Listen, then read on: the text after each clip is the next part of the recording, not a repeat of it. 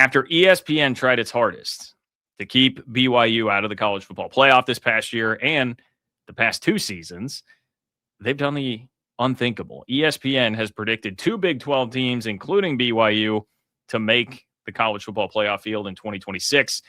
In this video, I'll tell you what changed, how likely it is to actually come true, and the 2 SEC teams that pretty hilariously got left out at the expense of BYU and another Big 12 team. So it was not that long ago. You don't have to think that far back to remember what it seemed like, or when it seemed like BYU had 0 chance to make the college football playoff, despite being 11-1 heading into the Big 12 championship game, only loss to a top 10 team.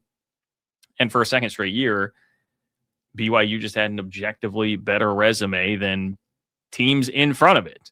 Of course, 2024, those of you who are around for that, how many times have I talked about the Miami one was the one that drove me nuts? And I know they didn't make the field, but they were certainly right in the thick of the conversation. BYU had a better strength of schedule, strength of record, a better win. It was over a team in Miami's conference, and it didn't matter at all. BYU was not even considered. Then this year, BYU and Notre Dame, right? They're like the last 2 teams left out there, but there's all this discussion about Notre Dame. There's virtually none about BYU, to the point where BYU got left off the graphics. You didn't think I was going to let you forget, ESPN coming back around here, that BYU could not even make the graphics last year. They could not. Shout out to Box Score FB for helping us preserve this lovely moment in time from the past season. Do you see what ESPN is doing? BYU, not there among all these 2-loss teams.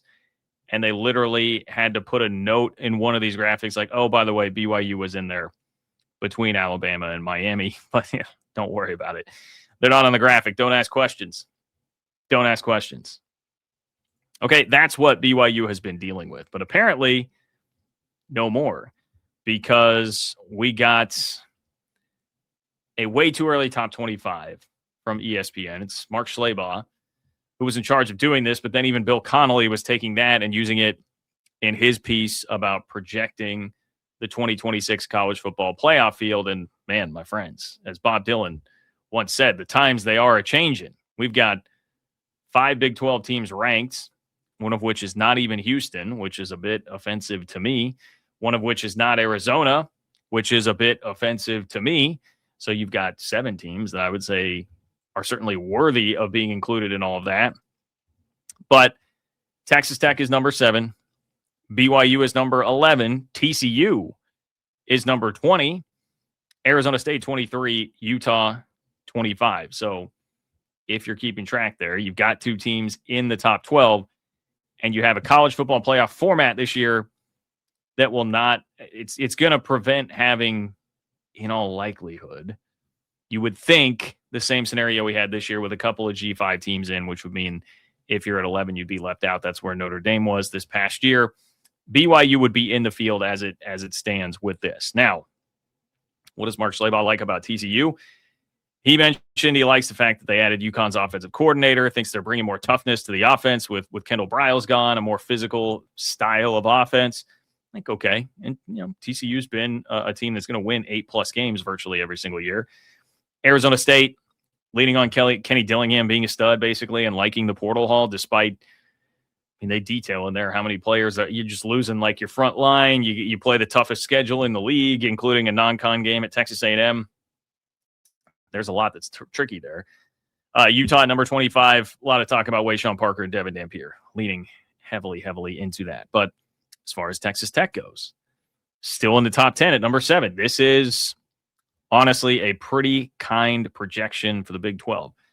Texas Tech's number 1 ranked transfer portal class helped it win its first outright conference title since 1955. The Red Raiders went back into the portal to reload, which figures to happen every season as long as there's natural gas and oil in the Lone Star State. Brendan Sorsby was the biggest pickup after Tech's offense flopped in the Orange Bowl. Cameron Dickey and Jacoby Williams are returning, and the Red Raiders grabbed a trio of speedy receivers out of the portal. The losses on defense are enormous, starting with Bailey, Hunter, and Height up front.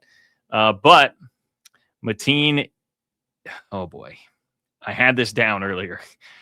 The Wake Forest defensive tackle, Mateen Ibigaba.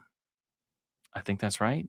Mateen Ibigaba, ESPN's number one rated interior defensive lineman, and White and Tick were highly ranked on the edge. So they got another really good defensive line class. That's what you need to know. Also says the Red Raiders will be counting on Austin Romaine to fill in for the irreplaceable Jacob Rodriguez. Look, if you look at the Texas Tech front line that they are replacing, that I think is where you'll say, hey, Mark Schlabach on ESPN giving Tech a lot of love here, a lot of credit, a lot of benefit of the doubt, man, because David Bailey, Romello Height, Lee Hunter, Jacob Rodriguez, Bryce Ramirez. Remember the Big 12 championship game, right? Like these are some studs that are gone from that defense. But I think the hope with Texas Tech and what Mark Schlabach is kind of getting at here is that the offense will be better to offset some of the losses on defense. And you still did recruit a very good portal class on the defensive side of the football. You combine that with, I know some Tech fans have bristled at this. I've said, hey, don't blame Tech for the schedule, but it is a little soft. It is a little soft. I mean, I will stand by that. It is, and that'll help here in terms of where you're ranked. I think most people would anticipate they're going to run the table in the regular season. I really like what Tech did with Malcolm Simmons, a receiver, the Auburn kid, who had some really explosive plays late in the season against Alabama, if you watch that game. Dante Lee, receiver from Liberty. Like, I think there's plenty of reason, along with Sorsby, to believe they'll be a lot better on offense. So now we turn to BYU, a team that ESPN has in the college football playoff, according to this. Please do subscribe to the channel, by the way. Helps me out a lot. We're getting close to 30K, and like the video, totally free. This is what it says about BYU. The Cougars won 11 games or more for the second straight season, and their biggest victory might have been locking up Coach Kalani Sitake, who turned down Penn State to remain at his alma mater. The Cougars have a good core of star players. Quarterback Bear Bachmeier and tailback LJ Martin lead the way on offense. BYU signed a trio of experienced transfers to shore up its offensive line, and they'll help open holes for Martin, who led the Big 12 with 1,300-plus rushing yards in 2025.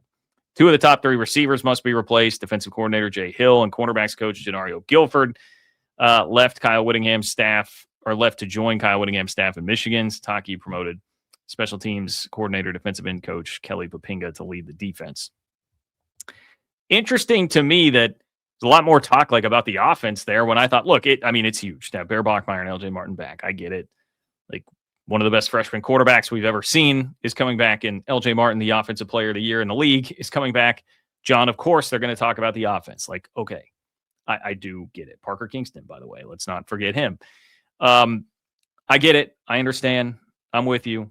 But I thought it was such a huge win. All those guys they got back on the defensive side of the ball kept the whole crew intact. Johnson, Glasker, Tanavasa, like all these dudes on the defensive side of the ball coming back.